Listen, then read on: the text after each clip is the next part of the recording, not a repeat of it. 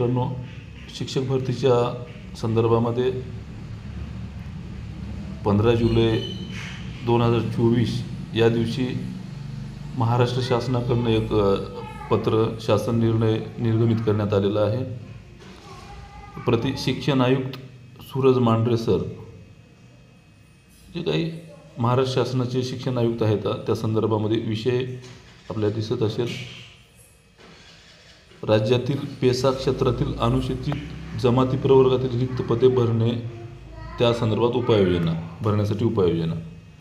मित्रांनो, आपल्या सगळ्यांना माहिती आहे, पवित्र पोर्टलच्या माध्यमातून शिक्षक भरती सुरू झाली आणि पेसा क्षेत्राच्या संदर्भात जे काही 13 जिल्हे आहेत त्या संदर्भात लवकरात लवकर कार्यवाही पूर्ण व्हावी, त्या शाळेला शिक्षक मिळावेत या कारणानं पवित्र पोर्टलच्या बाहेर जाऊन शिक्षक भरती करायला सुरुवात झाली. मात्र पुढील काळामध्ये पदभरती करत असताना अनेक ठिकाणी त्यामध्ये तफावत आढळली. त्यामुळं पेसा क्षेत्रातील मुलांवर अन्याय होतोय या कारणानं मुलं कोर्टात गेली. त्या संदर्भामध्ये सुप्रीम कोर्टामध्ये याचिका आहे. 5 ऑगस्ट काहीतरी तारीख आहे त्याची. पुढील जी सुनावणी आहे ती 5 ऑगस्ट आहे. तर या कारणानं जे काही डिले होतोय शिक्षक भरतीला, तारकावर तारखा वाढत आहेत, समोर जात आहेत आणि शाळा ही सुरू झालेली आहे, शैक्षणिक वर्ष सुरू झालेलं आहे. आपण समाज माध्यमामध्ये बघतोय, वर्तमानपत्रामध्ये या शाळेला शिक्षक नाही आहेत, या शाळेला विद्यार्थी नाही आहेत, पालघरची कालची बातमी आहे. तर या कारणानं या सगळ्या शाळेवर शिक्षक मिळावेत आणि उपाययोजना करावी म्हणून त्या ठिकाणी कंत्राट पद्धतीनं शिक्षक पदभरती करण्यासंदर्भात काल 15 तारखेला तसे निर्णय जे काही आहेत ते निर्गमित केलेले आहेत. आता या बिलकुल अशा गोष्टीचं आम्ही समर्थन करत नाही कंत्राट पदभरतीचं, कारण 7 जुलैला जेव्हा परिपत्रक आलं होतं, जिल्हा परिषदेच्या शाळेवर जे काही शिक्षण सेवक आहेत ते कंत्राट पद्धतीनं किंवा सेवानिवृत्त शिक्षकांना घेण्यात यावं या अनुषंगाने ते पत्रक आलेलं होतं. आता ते फक्त जिल्हा परिषदेच्या शाळेवर इतर शिक्षक भरतीच्या अनुषंगाने होतं. मात्र पेसा क्षेत्रामध्ये अशा पद्धतीची कंत्राट पदभरती नव्हती. त्यामुळं जाणून घेऊया नेमकं पत्रामध्ये काय म्हटलेलं आहे. या उक्त विषयाबाबत आपल्या संदर्भीय पत्रान्वये सादर प्रस्तावात अनुसरून आपणास कळण्यात येते की पेसा क्षेत्रातील शाळांमध्ये नियमित शिक्षकांची तेच म्हटल्यासारखं तर हे जे काही शिक्षकांचे निकष आहेत कंत्राट भरतीचे तर ते कसे आहेत. नियमित शिक्षकांची नियुक्ती होईपर्यंत विद्यार्थ्यांचे शैक्षणिक नुकसान होऊ नये यासाठी 7 जुलै आता सांगितल्या पद्धतीनं जे काही 2023चं पत्र होतं किंवा निर्णय होता शासन निर्णयाचा, त्या संदर्भामध्ये सेवानिवृत्त शिक्षकांची तात्पुरत्या स्वरूपात कालावधीमध्ये कंत्राट पद्धतीने शिक्षक भरती करण्यात यावी हा जो आहे तो पहिला निकष आहे. दुसरा निकष जो आहे ते सेवानिवृत्त शिक्षक उपलब्ध नसल्यास किंवा टेट ज्याला म्हणून आपण बुद्धिमत्ता व अभियोग्यता चाचणी 2022 नुसार पेसा क्षेत्रातील शिफारस पात्र जे काही शिफारस केलेले आहेत 1544 1500 उमेदवारांना सर्वोच्च न्यायालयाच्या आदेशानुसार शिक्षण सेवक म्हणून नियुक्ती देण्यापूर्वी तात्पुरत्या कालावधी म्हणजे ज्यांची पेसा क्षेत्रामध्ये निवड झालेली आहे त्यांना कोर्टाच्या अधीन राहून किंवा त्यांना नियुक्त्या मिळालेली नाही तर निवड झाली, मात्र त्यांना नियुक्त्या मिळेपर्यंत त्यांची तात्पुरत्या स्वरूपामध्ये आपण त्या ठिकाणी कंत्राट पद्धतीनं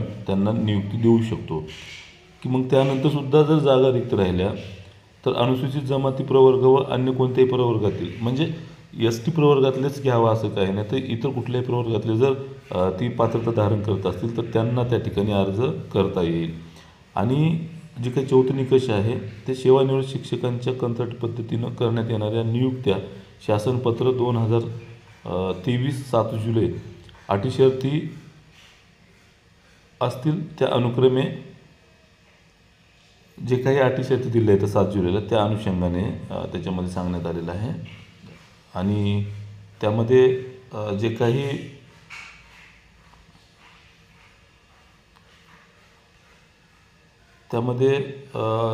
काही कंत्राट पद्धतीनं पदभरती केल्या जातील त्यांचं जे मानधन आहे तर ते मानधन केवळ 20,000 अशा ठोक स्वरूपामध्ये मिळेल.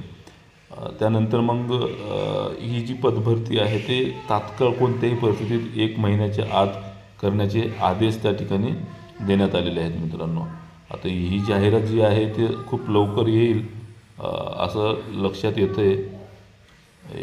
ठिकाणी तुम्हाला दिसत असेल 1 महिन्याच्या आत करण्यात यावं आणि कंत्राट पद्धतीचे जे काही मानधनावर खर्च आहेत ते शासन स्तरावरती आहेत. आणि ही जी पदभरती आहे ही पदभरतीच्या अनुषंगाने जे काही पत्र आहे ते जे कक्षीय अधिकारी आहेत महाराष्ट्र शासनाचे दत्तात्रय शिंदे साहेब यांच्या पत्रान्वये शिक्षण आयुक्त महोदयांना कळवण्यात आलेलं आहे. याच्यामध्ये जे काही जिल्हा परिषदा येतात ते जिल्हा परिषदा कोणत्या येतात तर मुख्य कार्यकारी अधिकारी म्हणजे कार्यवाहीचं पाठवण्यात आलेलं आहे. जिल्हा परिषद ठाणे आहे, पालघर आहे, नाशिक आहे, धुळे आहे, नंदुरबार आहे, जळगाव आहे, अहमदनगर आहे, पुणे आहे, नांदेड आहे, अमरावती आहे, यवतमाळ आहे, गडचिरोली आहे, चंद्रपूर आहे. आता हे जे 13 जिल्हा परिषदा आहेत पेसाच्या, यामध्ये 13 जिल्हा परिषदमध्ये पुढील 1 महिन्याच्या आत विद्यार्थ्यांचं शैक्षणिक नुकसान टाळावं या कारणासाठी जे काही कंत्राट पद्धतीनं पदभरती आहे ती होणार आहे. आता मित्रांनो, थोडक्यात या पदभरतीचा आपण म्हणजे या पदभरतीला आपण स्वीकार करतो का, किंवा या जे काही कंत्राट पद्धतीनं पदभरती होती आहे याचा आपण स्वीकार करतो का, किंवा आपण अनुकूल आहोत का, तर बिलकुल नाही मित्रांनो. मात्र सुप्रीम कोर्टामध्ये कोर्ट केसेस सुरू असल्यामुळे त्याच्यातला हा जो मधला मार्ग काढण्याचा प्रयत्न आहे ते मुळामध्ये हे काही उपाय आहे तो शाश्वत उपाय नाही आहे. शाश्वत उपाय करण्यासाठी नियमित शिक्षकांचीच गरज असते. त्यामुळं न्यायप्रविष्ट विषय असल्यामुळं सध्याला त्या कोर्टाचा निर्णय येईपर्यंत विद्यार्थ्यांचं शैक्षणिक नुकसान टाळण्यासाठी या ठिकाणी अशा गोष्टी घडत आहेत. मला वाटते निर्णय येईपर्यंत या ठिकाणी आपल्याला या संदर्भामध्ये काही म्हणजे उचित होणार नाही काही गोष्टी बोलूनही. मात्र जिल्हा परिषदमध्ये जे काही कायम सेवानिवृत्त शिक्षक आहेत त्यांना 1 ते 20 पट संख्या असलेल्या शाळेमध्ये नवीन संच मान्यतेमध्ये जे काही सेवानिवृत्त शिक्षकांना कंत्राट शिक्षक म्हणून स्थान देण्यात आलेलं आहे त्या गोष्टीचा आपण जोरदार करत आलो आहे. ज्या काही त्या संदर्भात प्रश्न विचारायला पाहिजे होते अधिवेशन काळामध्ये ते बऱ्याच लोकप्रतिनिधीला आपण सांगून त्या संदर्भात आवाज उठवायला लावला आणि त्याच्यामध्ये उत्तर देताना सुद्धा शिक्षणमंत्री केसरकर साहेबांनी त्या संदर्भामध्ये लवचिकता दर्शवलेली आहे. तसा एक बैठक घेऊन त्या संदर्भामध्ये जे काही करता येईल ते करण्याचा प्रयत्न आहे. तुर्तास इथं थांबतो मित्रांनो. धन्यवाद. या संदर्भात ज्यांना कोणाला पदभरतीत सामावून घ्यायचं किंवा ज्यांना कोणी इच्छुक आहे अशा उमेदवारांनी फायदा घ्यावा. धन्यवाद. जय हिंद, जय शिवराय मित्रांनो.